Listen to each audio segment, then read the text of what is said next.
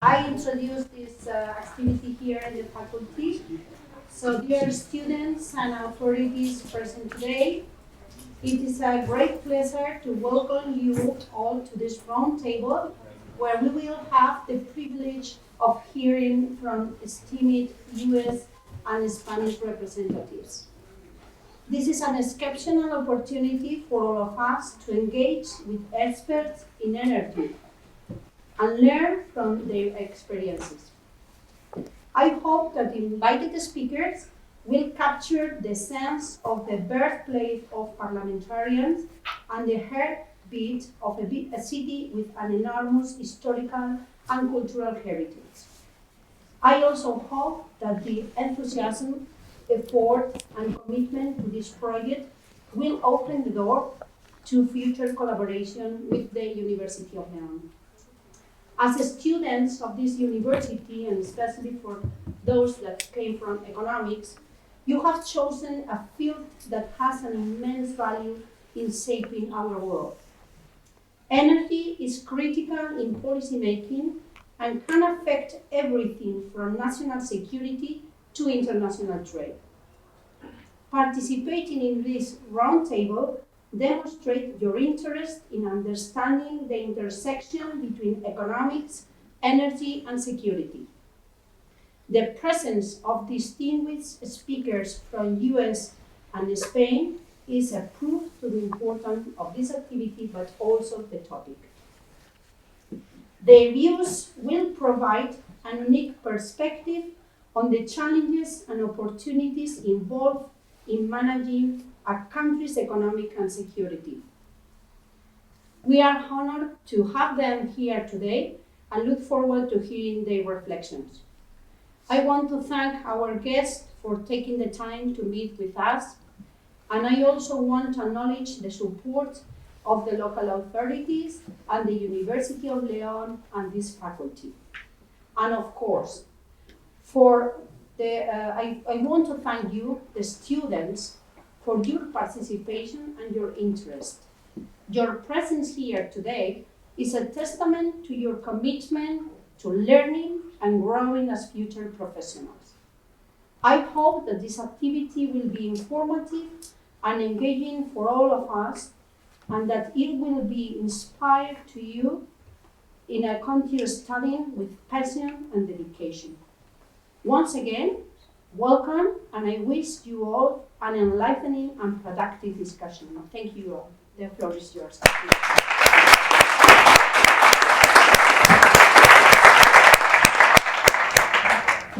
Thank you very much, Nuria, for your warm welcome. Thank you to all of you for being here.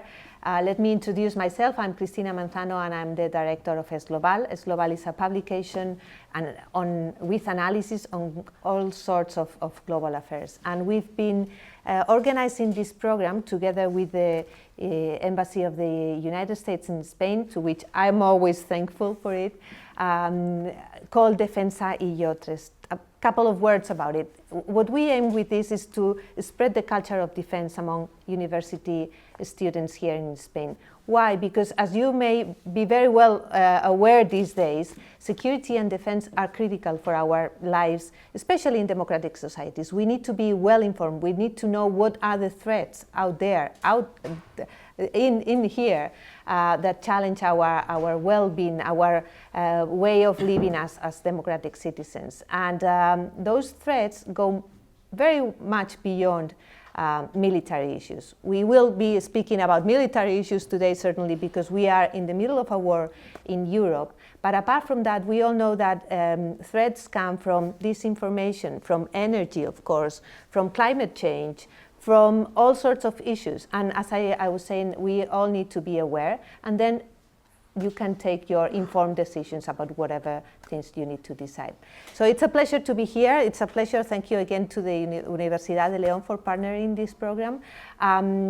Before I pass the floor to our speakers and I introduce them, let me remind you that this program has two legs. This is the first of them. The second one is the competition. I invite you very eagerly to participate in this competition. You have all the bases in esglobal, and you know that the winner will be participating in a tour trip to Brussels to visit NATO headquarters and to have contact with other people related to security in Europe. And you have an opportunity there. There is a winner per university, so I want to invite you to participate in there. Turning to our speakers, to our guests, thank you very much for being here, you both. We have Ben Cahill. You have seen their CVs on the invitation on esglobal. Ben is a member of the program on energy security and climate change at the Center for Security and International Studies at Washington, D.C. It is one of the most important and interesting, of course, think tanks in D.C., which is the capital of think tanks everywhere. So just said that. Coronel José Pardo de Santayana is at the Instituto Español de Estudios Estratégicos. It's another think tank here in Spain, which I also invite you to follow because it offers a lot of analysis on all critical issues related to security. Let me tell you about the dynamic of this session. They will speak briefly for some minutes, then I will make some questions to them related to your presentations, and then we will open the floor. But it is most interesting for us is your questions. We want you to participate. If any of you feels shy about speaking English, don't worry, speak in Spanish, I will translate. I will do my best, okay? So without further delay, please, Ben. Okay. The floor is yours. Thank you very much, Cristina. And thank you to University of León and to the faculty, to Nuria, all of your colleagues. I'm really grateful to be here. This is only my second time in Spain. I've never been to León before, and I've been busy for the last couple of days talking with researchers and government people and think tanks. So it's really nice to talk to students through a different audience. I'm really glad to be here. It's hard to summarize the last year in a few minutes, but I'll just try to talk about some themes that we've seen in energy and climate over the past year since the Russia-Ukraine war and where we go from here. This was a major shock to the global energy system. When Russia attacked Ukraine, there was a very strong effort in Europe and in the United States to counter this. There was a lot of concern that Russia was really weaponizing its energy exports to Europe. And it presented a big challenge. This is the world's largest oil exporter. If you add up crude oil and petroleum products, Russia exports more than Saudi Arabia, more than the United States, more than any country. And what we've really tried to do over the past year is cut Russia off from what has always been its most important export market. And that is a big task. It's really created shockwaves throughout the global oil market, the global natural gas market. And I think it's created a lot of questions about how quickly renewable energy can respond. And essentially, all the countries in Europe have been forced to tackle this problem in multiple ways. So to save energy, conservation, obviously this has been a huge priority in Europe over the last year. And from my perspective in Washington, it's really been a big success. I think across Europe, natural gas consumption dropped by about 13% last year. I mean, that's a big achievement. That's really hard to do in a single year. Building things faster, building LNG terminals to be able to import more gas from the rest of the world. The Repower EU plan, which is essentially a big, ambitious program to grow renewable energy as fast as possible, offshore wind, solar, and connect these things to the grid and reduce dependence on fossil fuels. This is all hard stuff, and it's all been compressed into a very short time frame. It's really difficult for the EU to make these major decisions on energy and climate, and I've been impressed with how fast things have moved in the last year. From a Washington perspective, when we look at the EU making decisions and think 27 countries have to get together and decide on these matters, it's impressive that so much has happened. And obviously, we're in the middle of the first winter since this happened, and I think Europe is in a relatively good position. What happened over the past year is that a lot of European countries really focused on preparing for the winter by buying as much natural gas as possible, refilling inventories, focusing on cutting demand. And by and large, that was quite successful. Warm weather definitely helped. A lot of this, from my perspective, was just the market working. Whenever you have extremely high energy prices, people use less energy. They get smarter about consumption. But some of it was due to policy too. So this winter, the situation has been relatively good. The question is, what happens in the years to come? And we are not out of the woods yet. I think things will only get harder in the next 2 years. The reason is, until the middle of last year, you still had a lot of natural gas imports from Russia. The big drop was when the Nord Stream pipeline from Russia to Germany and other countries went to zero, and that happened in June. So now we have to prepare for next winter and the winter beyond, and you have to do it without Russia. So that's harder to do. And it's expensive. Last year, Europe imported an incredible amount of natural gas from the United States, but that came at a cost. For European companies, like utility companies, power companies, they had to pay very high prices to do this. So I would sound a note of caution. We're in a good position today, but we have to be worried about preparing for the next steps. Just a few words about US and European cooperation on responding to this energy crisis. You know, I mentioned this is a big shock to the system. I think it's probably the biggest shock to the global energy system that we've seen since the oil crisis of the 1970s. And it's linked to geopolitics, it's linked to international security in very tangible ways. I think this really reminded all of us of the importance of energy security. If you don't have energy, it's a threat to economies, it's a threat to human health, it's a threat to stability.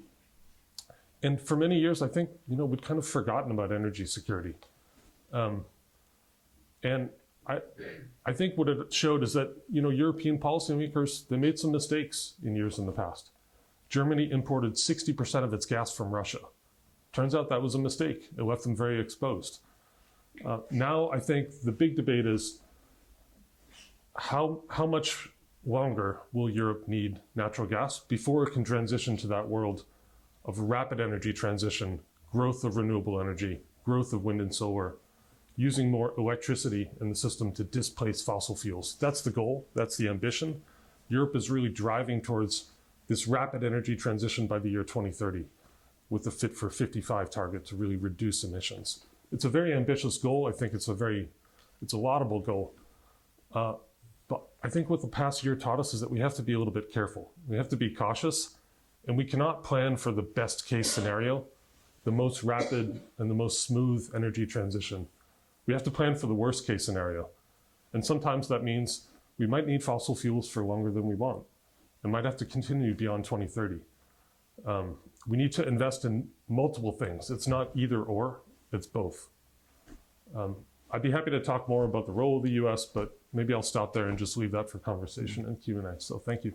Thank you very much for this quick overview of what has happened and might happen in the future. Yeah. The floor is yours, Cornel. Well, thank you very much, Nuria. Thank you very much, Cristina, the US Embassy, to this university, to having invited the Spanish Institute for Strategic Studies to participate in this event. The reality is that we are really living through a complex, difficult, and key moment in history that we thought this would never happen.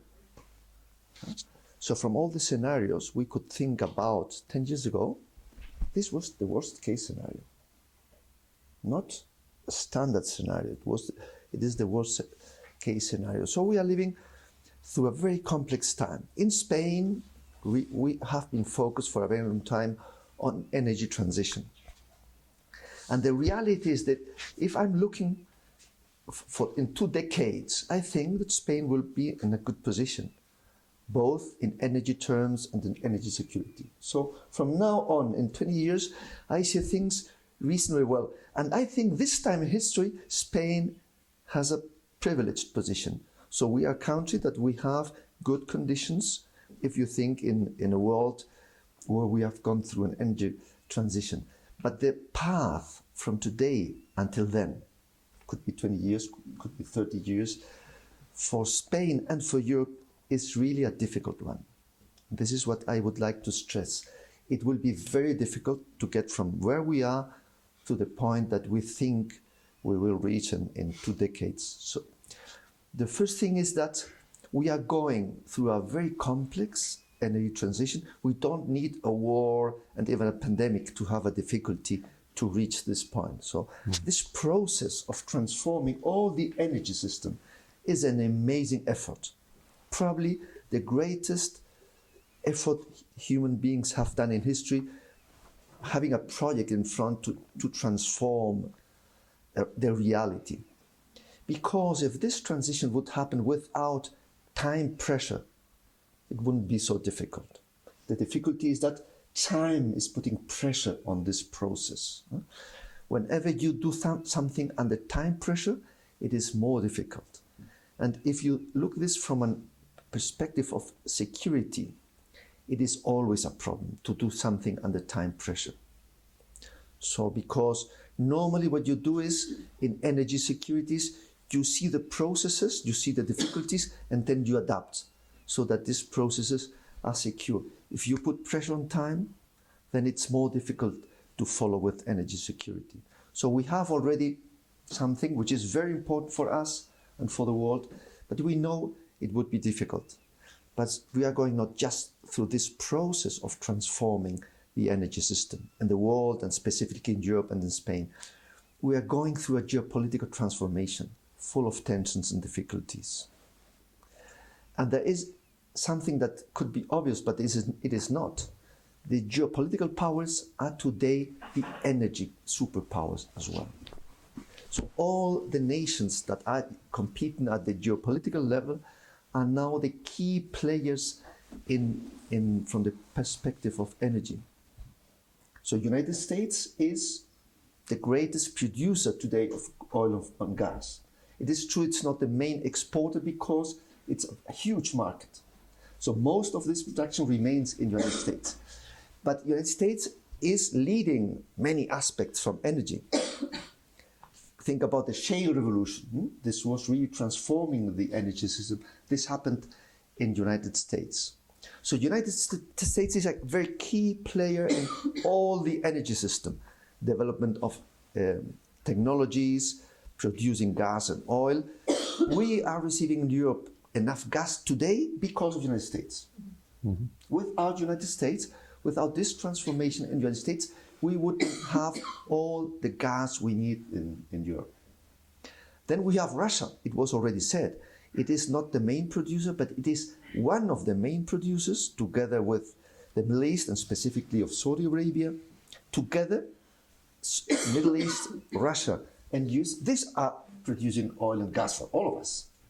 So production is very much concentrated in one region and two powers. But Russia was and still is probably the main exporter of gas and oil together. Of oil, of course, but gas as well.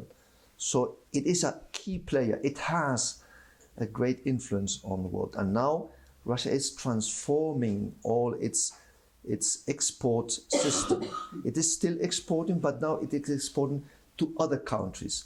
In the case of oil, which is easier to transform trade, it's exporting to China and India at lower prices. And then we have China.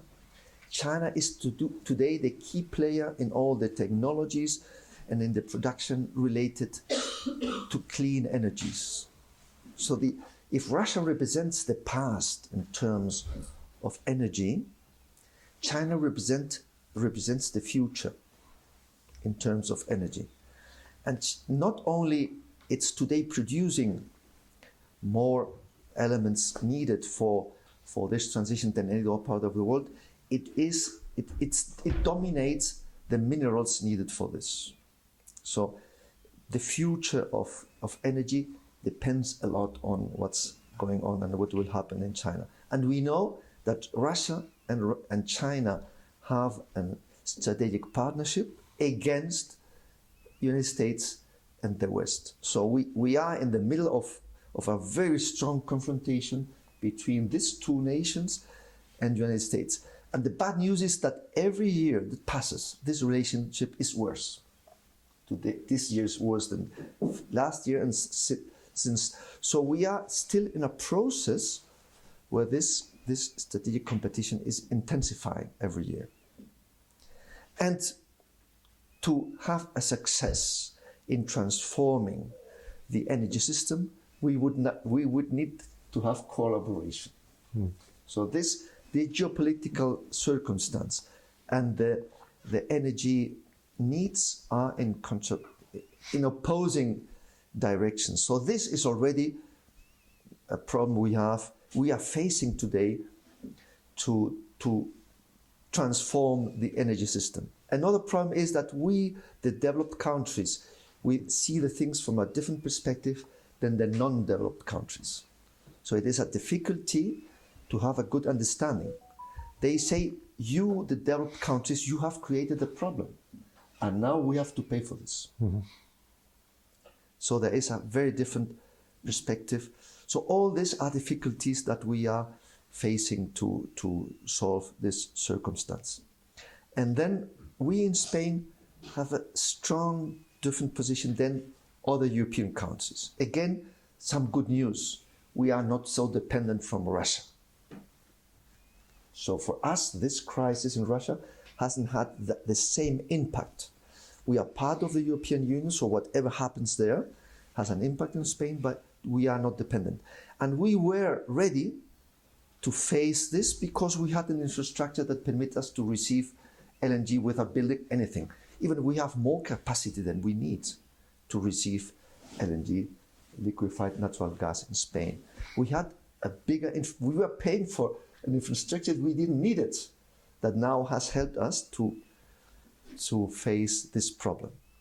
But when we are looking at both things, geopolitics and energy, from a Spanish perspective, we are not just thinking about the difficulties that are coming from a war in Ukraine. We are very much concerned with what's happening on the south of Spain, just in front of us.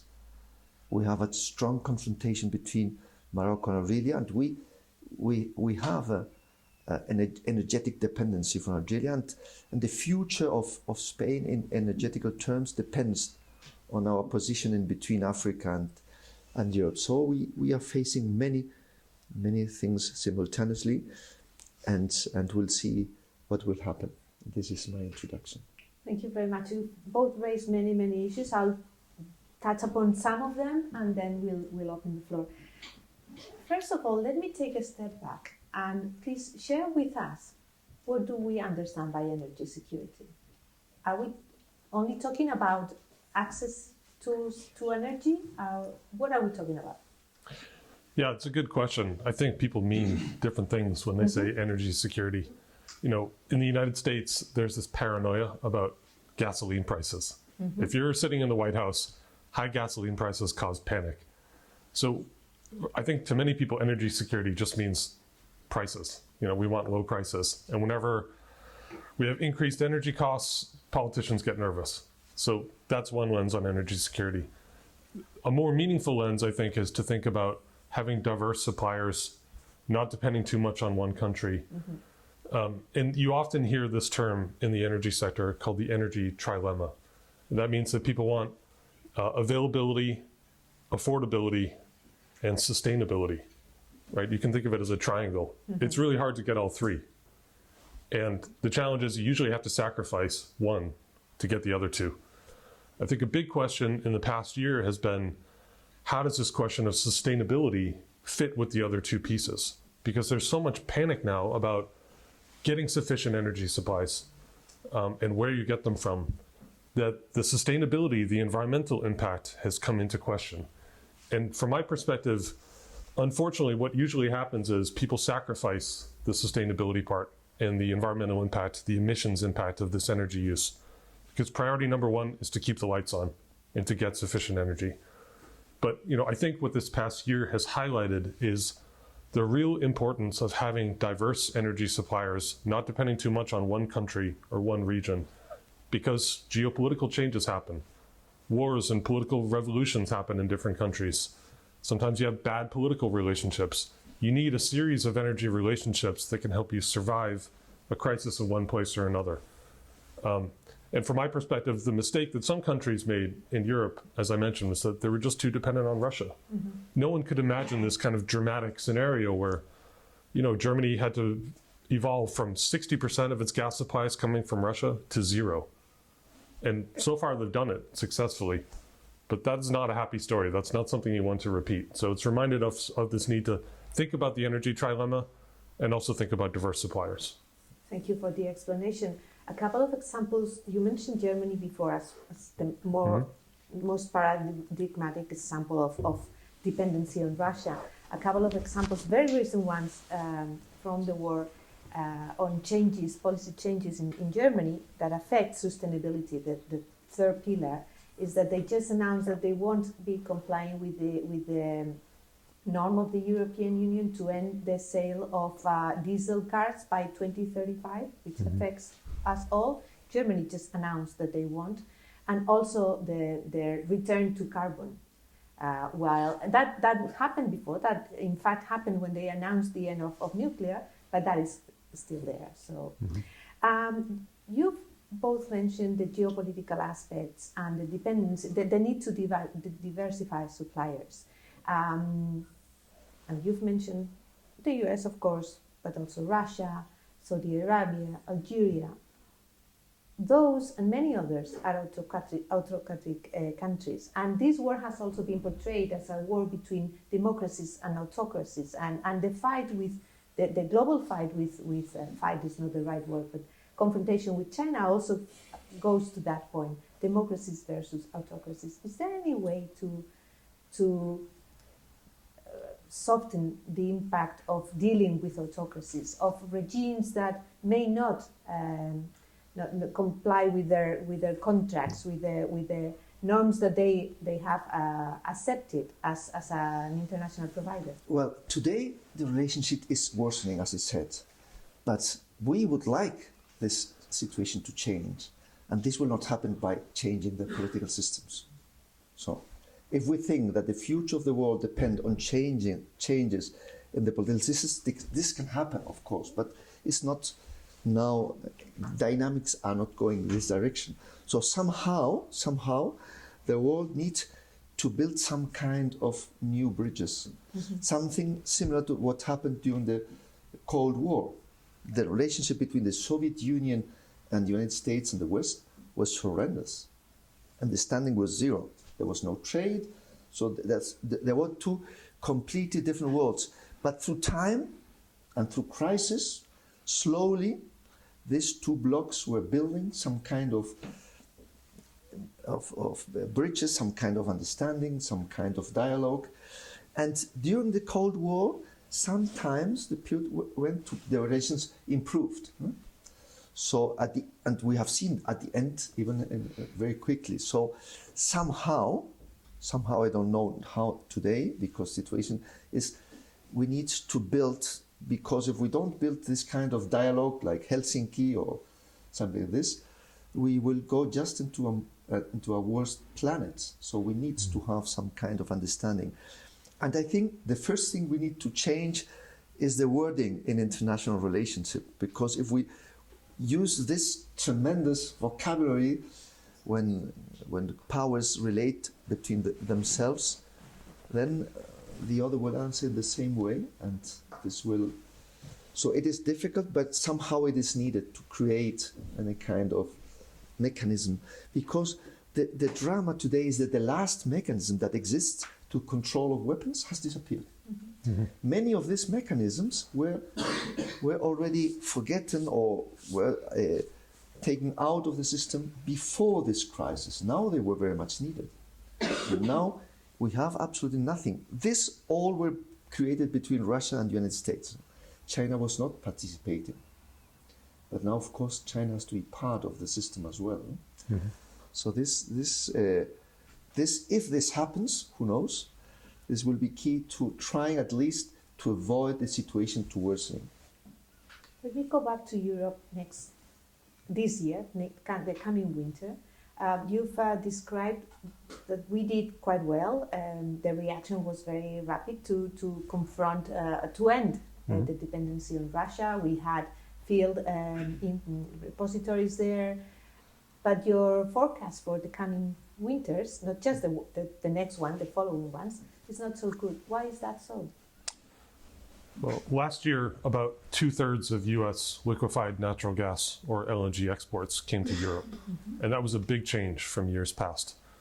What happened essentially was that in late 2021, even before the Russia-Ukraine war, European gas and electricity prices really started to soar because we already saw signs that Russia was going to reduce gas supplies to Europe. So that created a bit of market panic, the prices ran up, and then everything was turbocharged after the war started. And gas prices rose so much in Europe that it sent a really strong price signal, and it attracted supply. Basically, Europe outbid everyone else in the LNG system. And US LNG is somewhat unique. Historically, LNG has been sold in long-term contracts. It's very expensive to build all the terminals you use to produce it, and then to take it at the other end and regasify it, send it throughout the system. It takes years to do it, it's very costly.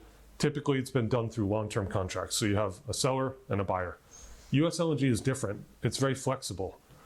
What I mean by that is that if you take US LNG, there's no restriction on where you can send it. So if you're a Japanese or Korean gas buyer and you decide, well, I don't need this gas because I'm having a warm winter, the weather's not bad, my demand is not that strong, you can resell it. And so what happened last year was that all available cargoes flowed to Europe. And that's why you saw this huge run up in gas exports from the United States to Europe. The problem is there's not much left. The US LNG system is completely contracted out. There's no more spare capacity, and we really don't have new supplies coming online from now until about 2026. Around that time, we'll have a big wave of new US LNG projects, and Qatar will also have a huge expansion of LNG. Until then, it's going to be a pretty tight market. And the big challenge is, last year, demand in China was quite soft. So LNG demand in China dropped by 20%. The reason for this is that we had zero COVID policies in China. People weren't flying, they weren't driving. Industrial activity dropped a lot. Electricity demand dropped a lot. So you saw this big decline in gas. And all the available gas from China, almost all of that went to Europe. If you compare the two figures, the lost volumes from China, the extra gas that Europe bought, it's almost 1 for 1. So what happens if China comes back? What happens if demand rebounds in the rest of Asia? Things could get very tight. And at that point, basically prices have to rise here because Europe has to pay higher than Asia does to attract the supplies. That's just the nature of the system. So I do think that's a risk. And right now we have pretty low gas prices. It's actually declined a lot in recent months, but I wouldn't be too confident that will continue. There's definitely a risk of a price increase. Thank you very much. And you also mentioned that we in Spain are not in that bad position because we depend more on Algeria than we did on Russia. Now we buy more gas from Russia, by the way, but we've been also buying a lot of gas from the US precisely because we have that infrastructure. However, our current relationship with Algeria is not the best one. It's not the best one. Due mostly to our changing policy or apparently changing policy towards Morocco. What can we expect from that? The situation now is acceptable, but it can worsen. And one of the problems we face is that Russia could work to make things more complex in our south. In fact, this is a policy that Russia has used in many places, destabilizing a region so that it has an advantage. There are 3 countries that have this kind of policy as a tool in its foreign policy and strategic policy, which are always nations that confront by far a stronger opposing force. It is the case of Pakistan, Iran, and Russia. These 3 countries, when they do not dominate the situation, they prefer to destabilize a region than to have the region under control of the enemy, of the rival.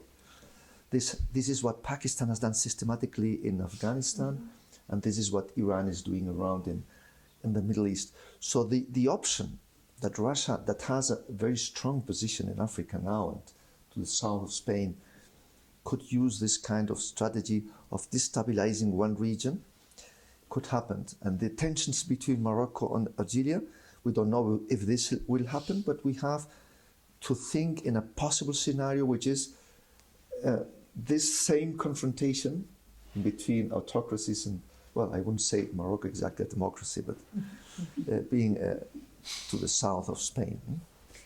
And let me ask you a very naive question. Being Russia as it is, with a war, with problems in its economy, also because of the sanctions, even if not so much as we would have liked, with the mobilization of the people and so on. How do they still have the resources to destabilize, to work in other countries?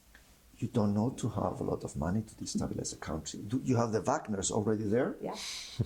So it's if the war goes for a long time, we can expect things like this to happen. We know that very long wars have always terrible surprises.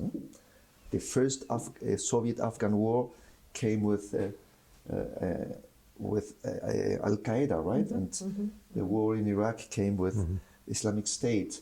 So if this, my perspective, if we have 6, 7, 8 year long war in Ukraine, probably we will see something happening in Africa. This is more probable than not to happen. Some kind of confrontation in this area, and the area is ready for this. So you don't need to have a great imagination to destabilize the region. Okay, and you've also mentioned that part of the oil that doesn't flow to Europe is going to China. But it's more difficult with gas, isn't it? Because it needs other kind of infrastructure. You've also mentioned that China is now buying energy from Russia at a lower price. But what can we expect of this future relationship? We've heard these last months that they are very good friends and they intend to be better friends in the future. What can we expect from this energy relationship between Russia and China and the other countries? You've also mentioned India, for instance. Is that the way out for Russia? Yeah, to take a step back, in December of last year, the EU embargoed all crude oil by tanker from Russia and imposed a price cap and said, if you don't buy oil below $60 a barrel, you cannot get ships, insurance, financing, trade finance, all these things you need to make oil flow by tanker around the world. And they did the same for petroleum products in February of this year. So those are things like diesel and fuel oil. And that was a big challenge for Russia because, as I mentioned before, Europe has always been Russia's premium export market. Close to 60% of its oil and products went to Europe. So what it's had to do is send all that to Asia. The two big buyers that have emerged, as you said, are India and China. In 2020, India bought almost no oil from Russia, close to zero. In recent months, it's been more than 1 million barrels a day. In China, the amount was already very significant, both by pipeline and by tanker, but it has risen there as well. So much more oil from Europe is now flowing to India and China, and some of it is flowing to the Middle East as well, which is a new dimension. This is a big challenge for Russia. The embargo and the price cap mean that it has fewer buyers, and those buyers have a lot more leverage. If you only have two big buyers, when you sit down at the negotiating table, those buyers have a lot more power over your prices, right? Another interesting thing that's happened, and it's a new phenomenon in the global oil market, is that a lot of Russian oil trade has gone dark. So instead of being at risk of this G7 and EU system of squeezing Russian revenue and using their dominance of the nuts and bolts of the global oil trade, they said, I'm going to buy my own tankers and I'll provide my own insurance and I'll use all my domestic companies to move all this trade outside the reach of Europe and the United States. And it's become very murky. We don't really know who owns the tankers. We don't know what price is being paid for the freight and insurance. So two things have happened. One, Russian revenue has definitely dropped.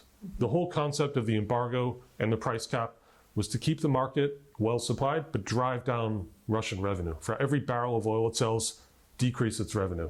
And that has been successful. But Russia's been quite clever at finding alternatives. And you often hear the discount of Russian crude. The often reported figure is that Russian oil sells for about $30 a barrel, below the global average. It's actually not true, because a lot of the prices that you hear are misleading. They're doing funny things with freight and insurance, and a lot of money is being made on the side. You've got lots of new traders and intermediaries, people in the United Arab Emirates and elsewhere that are helping this oil flow around the world. So there is a revenue impact, but it's definitely not as much as the US and EU would like.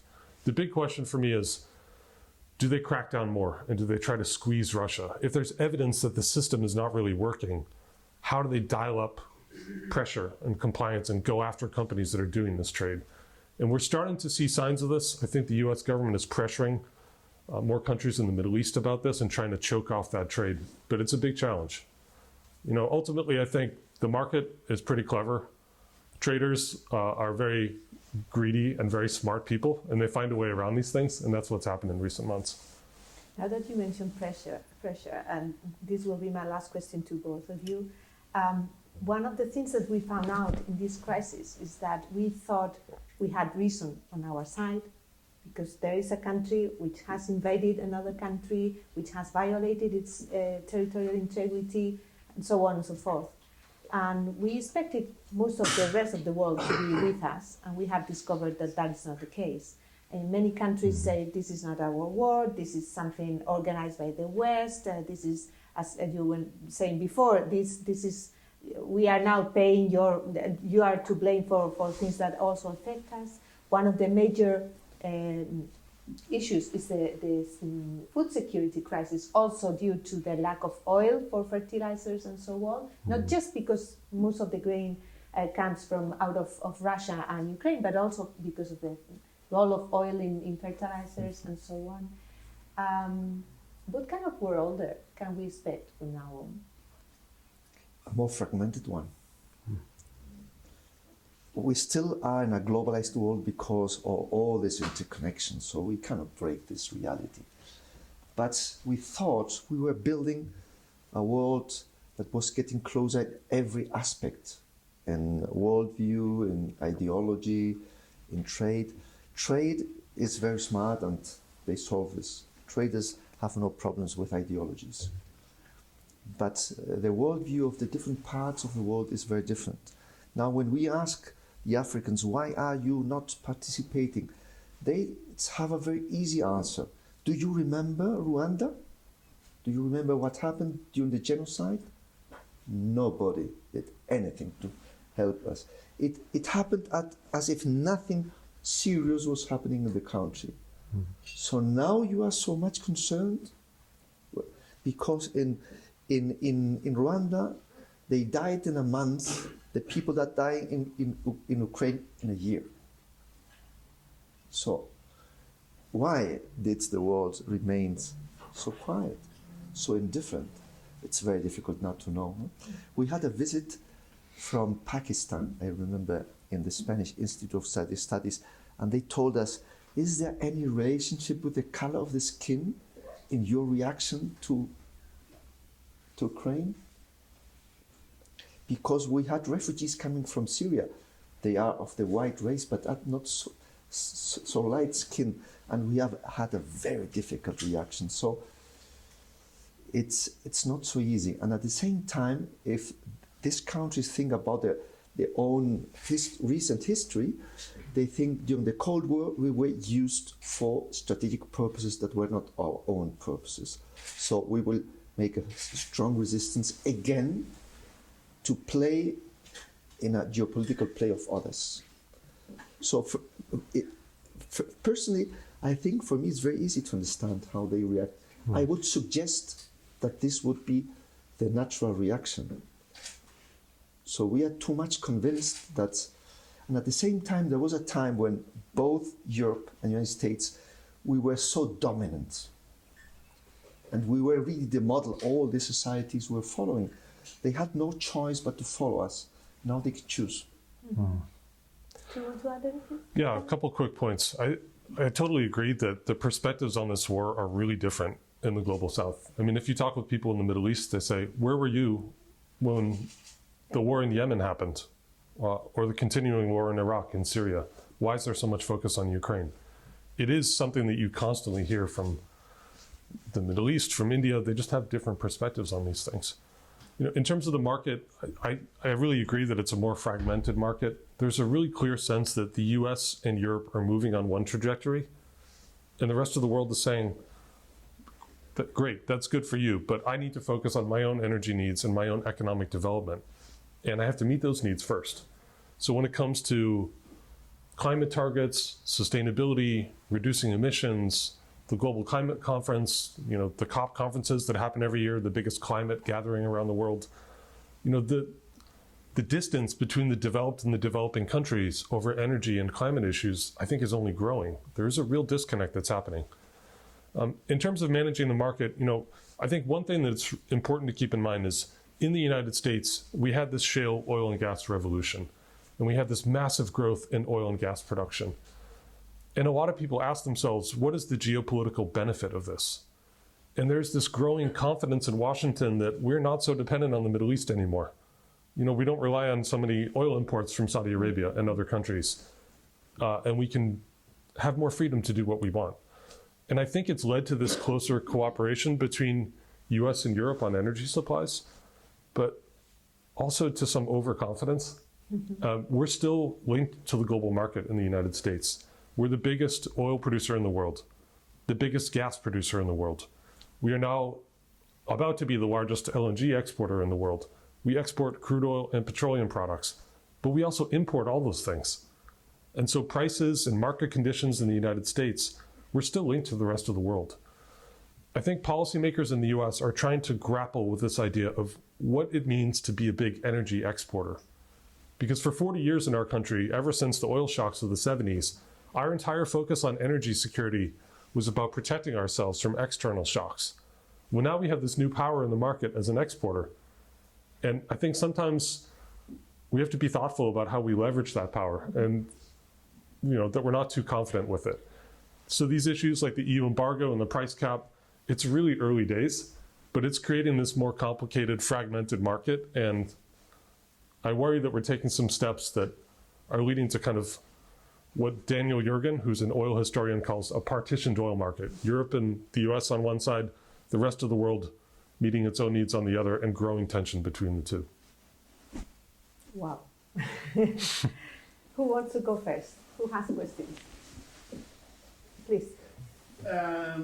We've seen since last November in the US that power substations are being attacked by extremist groups.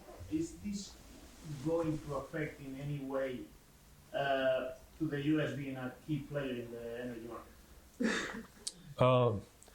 Yeah, there have been some mysterious attacks on power stations. I don't know why you would take a gun and point it at a transformer and shoot it. I don't know what the point is. It seems strange to me. I don't know why it's happening, but I think the impact of those things is relatively small. But you raise a good point here, which is that as the US embarks on this energy transition, a big part of it is electrifying everything. So transitioning from gasoline vehicles to electric vehicles, using more heat pumps in our homes, rooftop solar, basically displacing fossil fuels with electricity. And there's a big challenge to the whole electric grid in the United States about security, protection from cyber attacks, how to accommodate intermittent sources. So in the next decade or so, managing the power grid in the United States is going to be a big challenge. Maybe we'll have those one-off incidents, but there's a bigger issue at hand here. And the same thing is going to happen in Europe, by the way. As you grow the share of renewable energy, and maybe you reduce the role of nuclear and natural gas, which are kind of like stable, firm supply, it does create challenges in managing the grid. Thank you. Any more questions here? Please. What role should the US play in the energy crisis in Europe, in your opinion? I mean, the US is playing a critical role in helping meet European energy demand. Imagine the situation that Europe would be in today without US LNG. I know many Europeans are not happy with the prices that you're paying. It does come at a premium. It's expensive. But it was very fortunate for Europe that we happen to have this really rapid growth in gas exports in the United States at a time when Europe needed it, and the flexibility in the system so those cargoes could be diverted from every other market. If that didn't happen, things would have been much harder this past winter and would be much harder in the years to come. I think another critical area for US-Europe cooperation is trying to figure out how do we meet our immediate energy needs while still accelerating this energy transition and the shift away from fossil fuels. And there's a big challenge there. Financing projects, maintaining security of grids, as we just talked about. adding more wind and solar to the grid, building out battery storage, investing in low carbon fuels like hydrogen, for example. We have to do all these things simultaneously, and it's a big policy challenge, it's an economic challenge, it's a security challenge. And I think this is an area where there's been really good cooperation between the Biden administration and the European Commission. So I've been encouraged by what's happened in the past year, but there's a lot more work to be done. We might talk later about the caveats to the Inflation Reduction Act and European companies, but there was another question here. What is the role of China in all of this situation? Apart from that, artificial intelligence, we have a race right now on who owns the artificial intelligence between, well, mainly China and US. It has something related with energy supply, artificial intelligence, I mean. Do you want to take that? Well, now this is the big question: the relationship between China and US, and as I said, it is worsening every day. We thought we wouldn't have a war in Europe, and we have it. So we thought there would be not a war in Asia, but we could have it as well. So now something that was out of the radar now is something. I think that this bad relationship is not related with energy. Not in a direct way. There is always this obsession in China that US could cut the Malacca Strait, and this could affect trade of energy and everything. So this is part of its geopolitical, we could say, paranoia.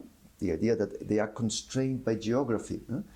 Because one characteristic that has both revisionist power, both Russia and China, is both countries are constrained by geography. So both have a kind of security paranoia. And this makes them more aggressive compared to a country that has no geographical constraints. But the relationship is not about mainly about this. The question is, China has decided to adapt the world order to its own needs. And US is trying to protect the world order as it is today, or as it was yesterday, I would say. So it's more about how the international system should work, and two ways of understanding the world that are every year more confronted than they were before. And a kind of thinking which is both, I think, in the United States and China, a strong part of the leadership thinks the war is inevitable. So when there is already a significant group of people think at the end we will have a war, there is a kind of war mentality which is very difficult to fight. If you read the US national security document, the last published by the United States, they say China is the only power with the intention and every day more with the capacity to transform. So the idea means that today China is not as strong as it would be next year. So this could produce in a US admiral, the idea is, Mr. President, if we have to go to war, better today than tomorrow. So this is an internal pressure in the United States. So it's more difficult to say, let's have a good understanding with China. Say, well, in this case, you have just to wait 10 years, then China will be in a stronger position. So the idea to have a good understanding is against strategic thinking. So this produces a dilemma. We need to have a better understanding, but at the same time, somehow, I'm not convinced that we should improve our relationship. And this is deteriorating the relationship between the two main powers in the world. It is really difficult to solve. There is a kind of need of change in the leadership, but Xi Jinping, we will have it for a long time, I think. So it's a very difficult dilemma. Ben, do you want to add anything to that question? I'm a little bit more optimistic that we can avoid conflict. I definitely hope so. No, but I haven't said that it's avoidable. I think that many people think it is. We are going in this direction. I haven't said that. I think we are going. I only said there is a dynamic in the system, so that many people start to think in this direction. No, I totally agree with that. I think the direction of travel is bad. I mean, I can tell you in Washington, the attitude towards China has really changed in recent years. 10 years ago, there was a lot more effort to engage, understand China, talk to each other, maybe support US businesses that were looking for opportunities in China. Now it's really turned. And there's kind of consensus among Democrats and Republicans, left and right in the United States, that China's the big threat. It's become sort of an organizing principle. And the issue of Taiwan keeps coming up, so that worries me a little bit. Maybe just one quick point on China's role in the global energy system. For 20 years, this incredibly strong economic growth in China has really driven commodities demand. We had what was called a commodity super cycle back in the 2000s. Such strong growth in China that they were using everything: oil, gas, coal, tin, rubber, every kind of commodity you can think of, which led to high prices. It's still a key growth area for oil and natural gas. It's still using a lot of coal in the power system, unfortunately, which creates a lot of emissions. But its rate of growth is starting to taper a little bit. We're probably going to have 5% growth, not the 10% or 7% that we had in years past. And it won't be as dependent on commodities.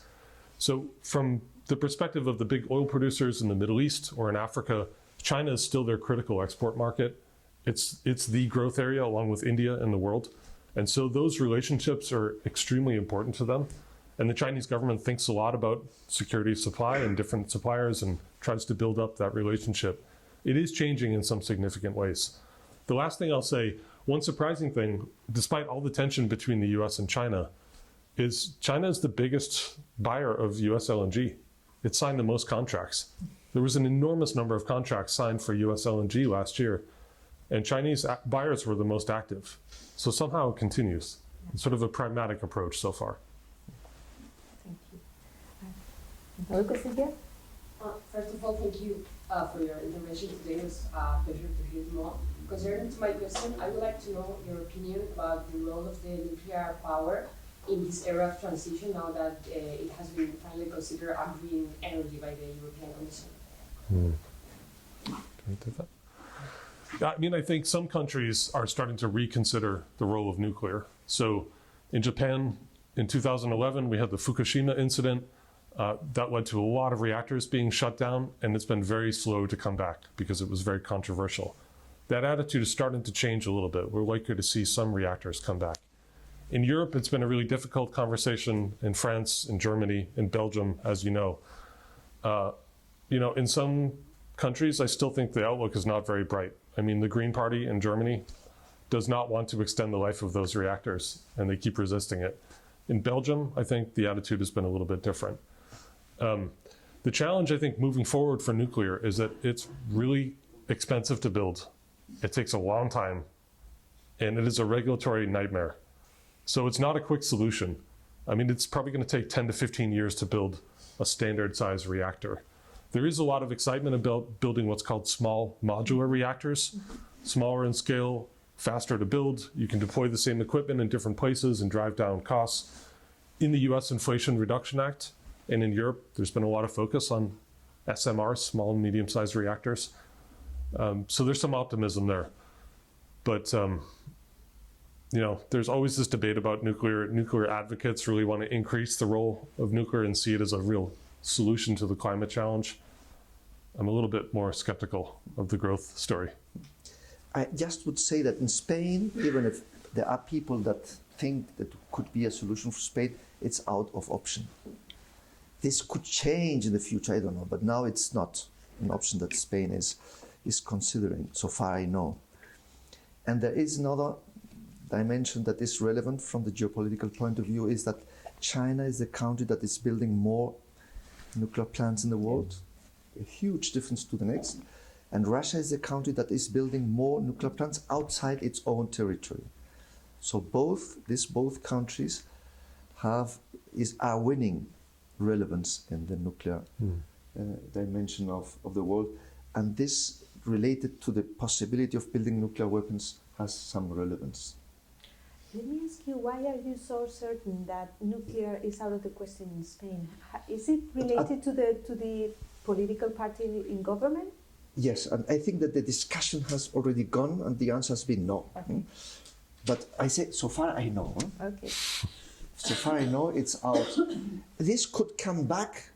Yes, it can come back in some years. But today, there is, so far I know, it's not. There is no project today or this option, and I think in the Spanish left, the conviction that we shouldn't go in this direction is strong enough. So it would be very difficult to have a consensus. But you can probably you have better information than me. No. No, it's also related to the time it takes to build new plants and to the time it takes to close old plants. And once that process is started, it cannot be reversed, at least easily. Yeah. More questions? One here and the other one there. What could be, Yeah, please. And What we'll could take be the- both.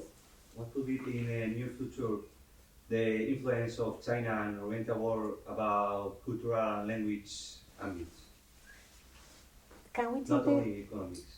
Sorry. One more question? Yeah, we take the other question and then you answer both. Yeah. I would like to focus this question on electric vehicles specifically.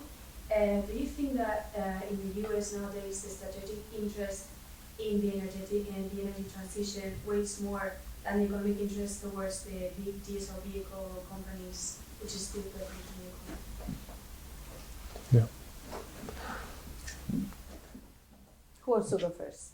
Both will. Yeah, I'll answer the question about electric vehicles. There are three key markets: China, the EU, and the United States. China is by far the largest. I mean, massively larger than Europe and the US. I think in recent months, about 60% of new vehicle sales in China were EVs. So we tend to underestimate how fast electric vehicles have penetrated in China and how much they've driven the cost down. In the United States, I think last year it was about 6% of total vehicle sales. It's probably going to reach 10% this year. So it's at a much lower base, but it's growing really quickly. A few years ago, it was like 2%.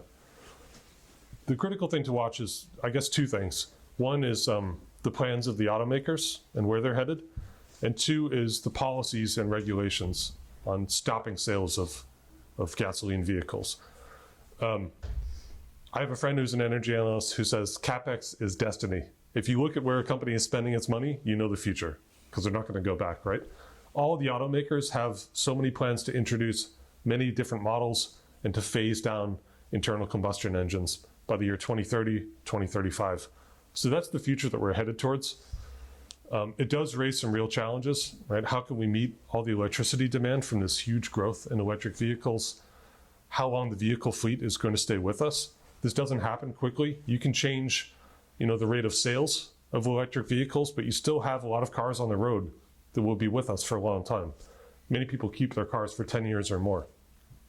So you might have rapid growth of EVs in the US, but you're not going to see a very fast decline in oil demand or gasoline demand as a result. That takes time. In the Inflation Reduction Act, the big climate bill from last year, there were huge tax incentives for people to buy electric vehicles in the US. The maximum tax benefit you can get is $7,500 reduced of the cost. So it's going to create more demand. As we produce more of the stuff and we produce more batteries, the cost will decline because we'll have economies of scale. So, it's definitely going to grow. But I think in terms of the ultimate impact on oil demand and emissions, again, it's probably going to take 10, 15 years before we really start to bend the curve down. Yes, I completely agree. And I would say that it requires building infrastructure. So this will require time as well. And at the same time, it requires a mining that adapts to the needs. Yep. And this will, so if it would be possible to get it quicker, we wouldn't have the resources, the mining resources we need to do this. So it has started, it will take time, probably a bit more time than we would like, but it will happen. Things will adapt. So it is started, but at the same time, as I said at the beginning, and you have given us this idea clear, this will happen in one part of the world, not everywhere in the world. So we will sell the old cars to the Africans. We will use for a time, and they will continue using them before they end this, because it will be possible to have the infrastructure and everything there done at the same time. So things will take time.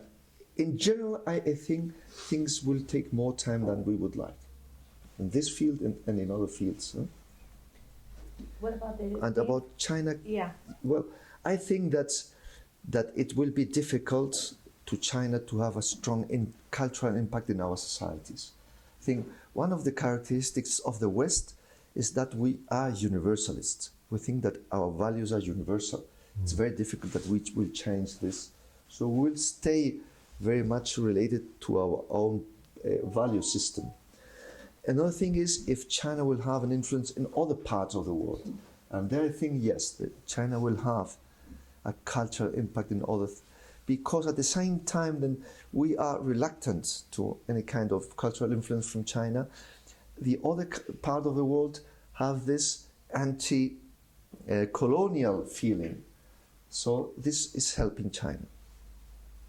So in the same time that we have a very positive opinion of ourselves, not everywhere they have the same opinion of ourselves. Yep.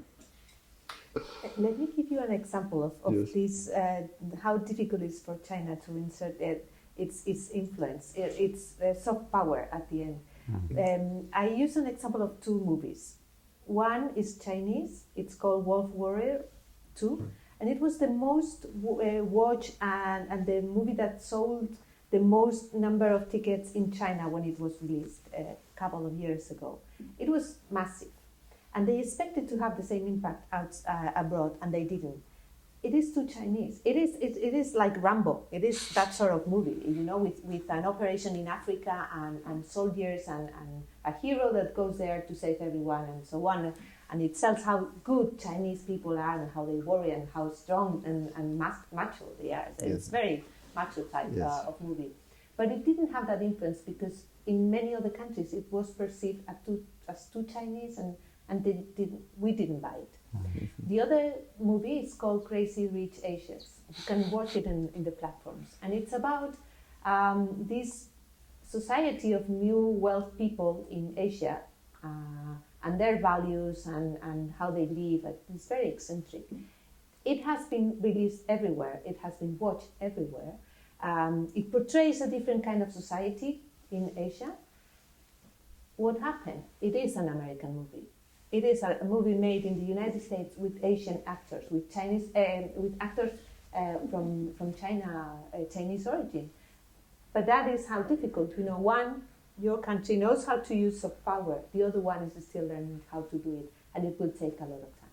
I totally agree. The set of values is not that easily shared by the rest of the world. Sorry for this. Who wants to? Well, another question here. First, sorry, but my question is going to be in Spanish. Quería conocer su opinión acerca de la energía térmica, de las centrales térmicas, ya que, bueno, como hemos hablado, en Alemania se están reactivando estas centrales y aquí en León tenemos un caso de un pueblo muy cercano que había una y la han destruido, por así decirlo. Plantas que se nutren de carbón, ¿verdad? Sí. Yeah, he wants to know your opinion about thermal plants using coal. Yeah, I mean, one unfortunate consequence of the past year is that a lot of countries couldn't afford gas and had to burn coal. This is what happened in South Asia. So in Europe, you had a lot of difficulty paying high gas prices, but the countries that really struggled are Pakistan, Sri Lanka, Bangladesh, Thailand. They just couldn't afford those gas prices. And unfortunately, it meant that they burned more coal in their power systems. Even in Europe, you know, I think one consequence of not having gas available is that people turn to coal because you have to keep the lights on. Nobody wants that. I don't expect that it's going to be a long-running picture where coal is going to have this big comeback around the world. But definitely the phase out of coal has been much, much slower than Europe wanted. You know, I don't think the future for coal is particularly bright in Europe, but in Asia, it's a real challenge. I mean, you have in some countries like India and Indonesia and China, very abundant, cheap coal reserves. On the other hand, you have natural gas, They don't have much of it. They have to import it. It's really expensive to import LNG from around the world and use it in your power system. That's kind of the most expensive form of energy. And then you have renewables. So the question is, can you increase the role of renewable energy fast enough to displace coal? Or does gas have to do the work? And I think in general, the whole picture in Asia of gas displacing coal hasn't worked very well. It's not been very successful. And that's a big challenge. I mean, it's a big challenge for emissions targets for a lot of these countries. And it's one of the reasons why, a lot of policymakers in places like Thailand, Vietnam, Indonesia, they're more cautious than Europe because they say, look, my people can't pay these high energy costs and we need electricity. So my priority is to provide that electricity however I can. And in some cases it's coal. So those are the regions I think we really have to pay attention to how fast we can get rid of coal. Europe, the direction of travel is pretty clear, right? We want to do it as fast as we can. We saw some bumps in the road, but we know it's happening. In the rest of the world, the picture is definitely not so certain. I would yet add one thing related with what you said about China, the possibility of the growth of gas demand in China. If this happens, which is very probable, right? 60-70% probability that this happens, that the growth, then this will get even worse because prices will get higher.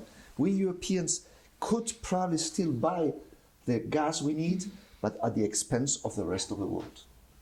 So if we get the gas we need this next winter, it will at the expense of Pakistan and all these countries, that then they will burn more and more coal.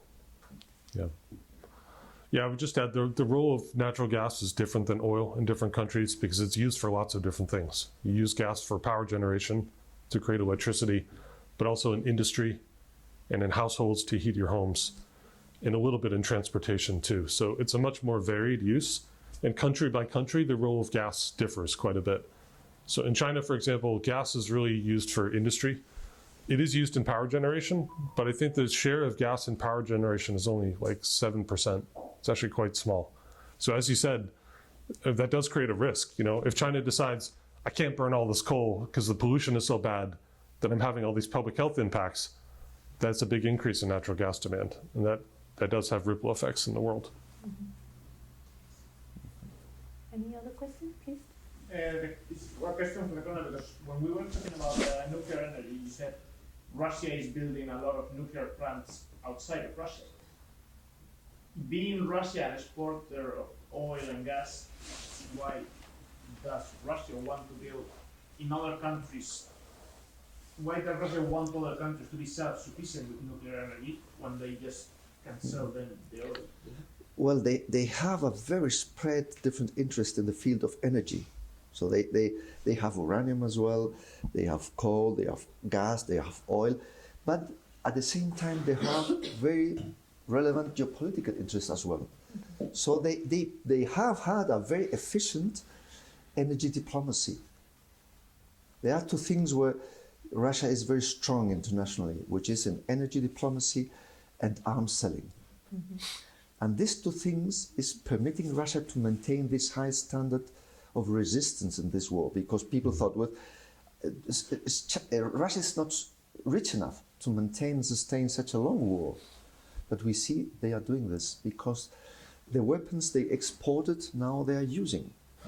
We in the West have more difficulty to get the ammunition we need to fight in the war than the Russians. They have a very powerful military industry behind them because they were already weapons exporter, the second weapon export in the world after the United States. But at the same time, they have very strong and powerful energy companies, very strong.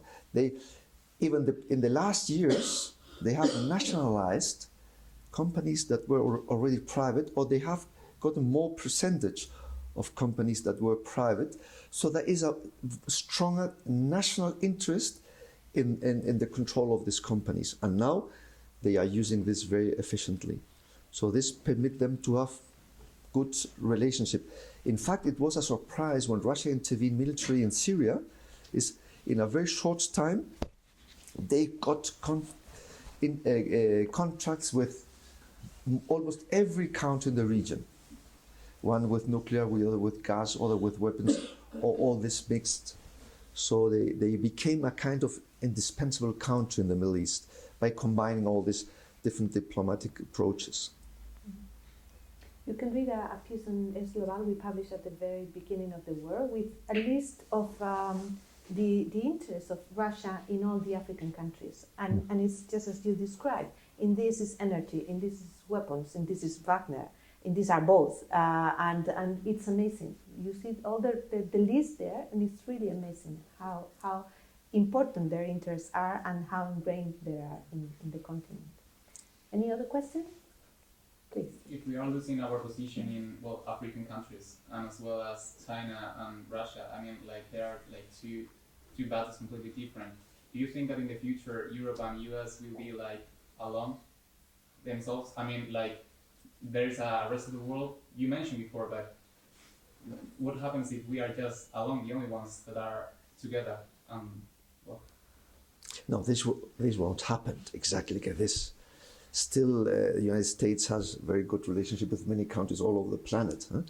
And Europe is not as strong a diplomatic power as the United States. So this clear division will not happen. But what will happen in Africa is that China and Russia is winning positions now. France is the loser in Africa. And this is not good news for us. And Spain has ambition to have a stronger presence in Africa. It was possible, and Spain was working in the right direction. I don't know if today this is possible. We have this famous Plan Africa.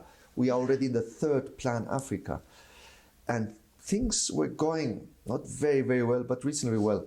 Now I see this very difficult to continue in this direction. And the result of the war will have an impact on this. We don't know how long this war will be and how this war will finish.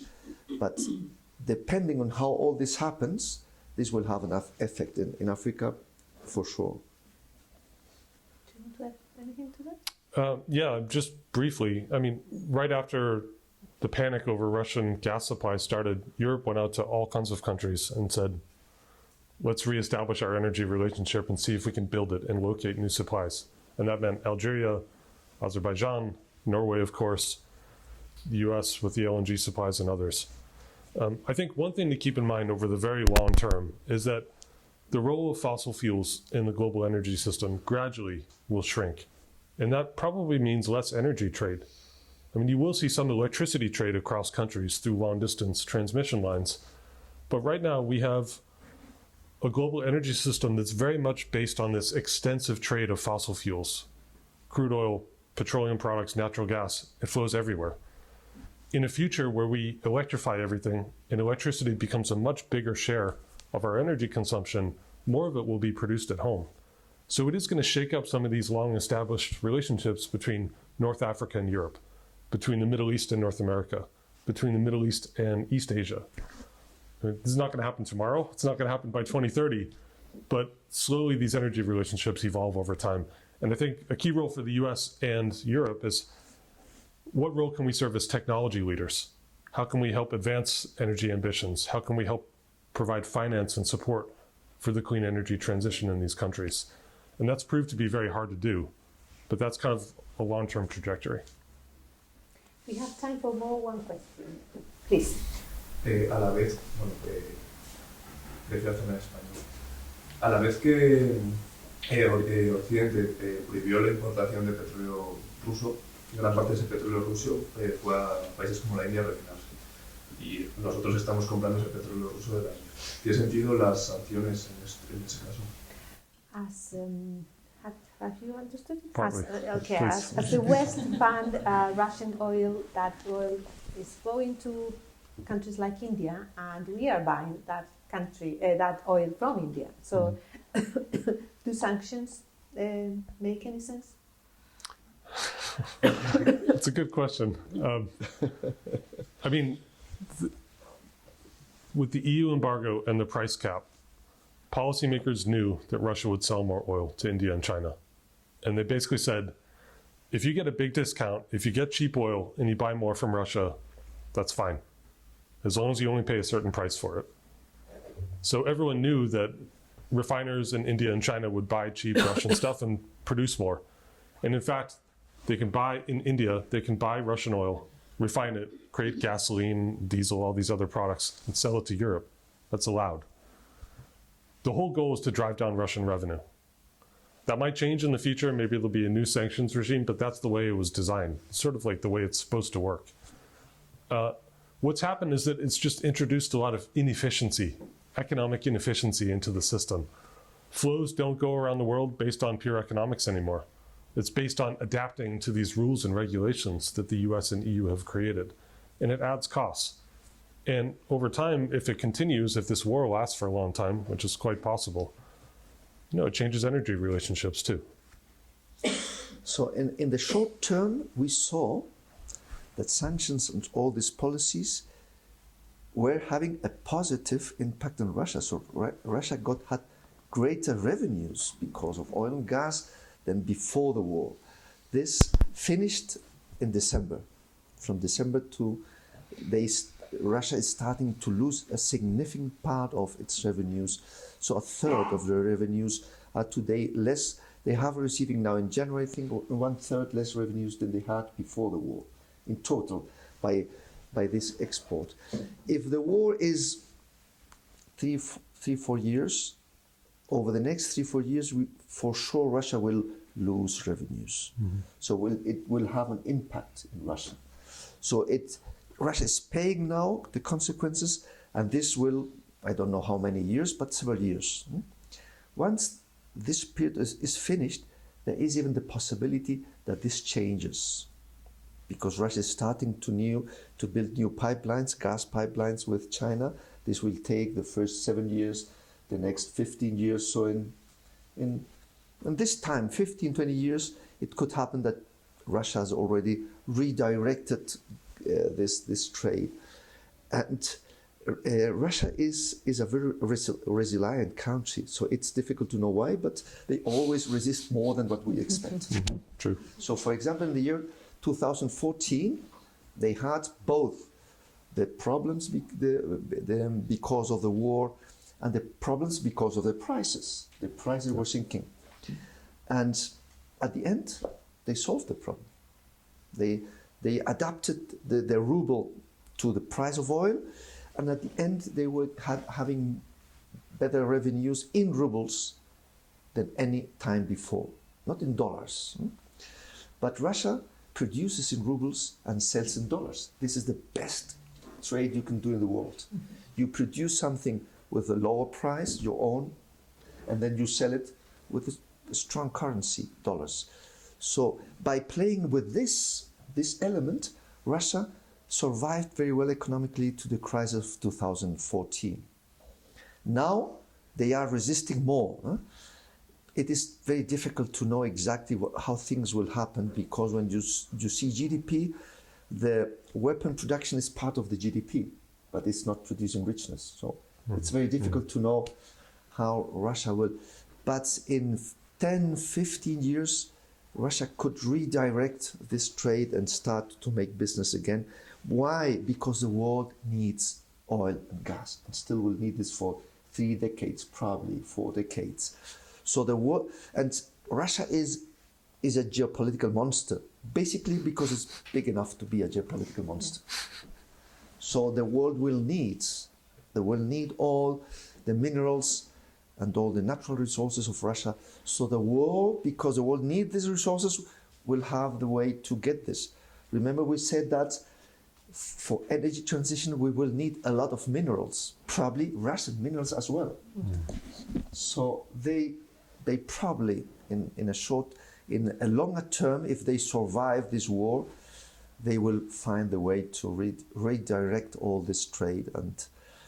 And one very concerning thing is India, because India has excellent relationship with Russia.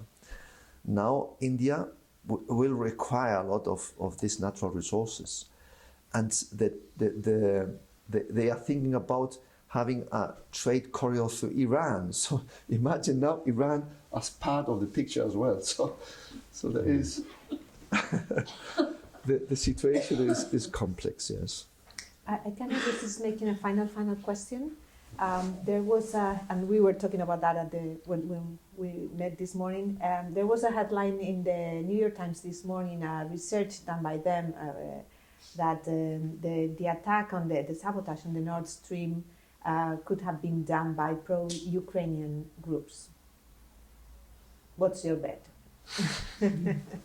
I think that we don't know exactly what has happened, and it will be very difficult to know what has happened. But I think it has not been Russia. It has been an enemy of Russia. What enemy of Russia, I don't know. Yeah, I don't know what happened either. There are a lot of investigations underway. It's mysterious. But if there is evidence that some pro-Ukrainian group or Ukrainian military intelligence or someone blew up the pipeline, it is going to change attitudes in Germany, for sure. Because, as I mentioned, Germany was so dependent on gas supplies. The fact that this pipeline was blown up, potentially by people with support from Ukraine, if that is the case, I don't know if it's the case, but if it is, it could potentially undermine support for Ukraine.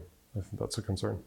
The headline also said that supposedly the Ukrainian government didn't know anything. So that is to counter that. Anyway, I just have to ask you for a big applause. It's been so interesting listening to you, and thank you very much for sharing your knowledge, insights with all of us. Thank you. Thank you very much.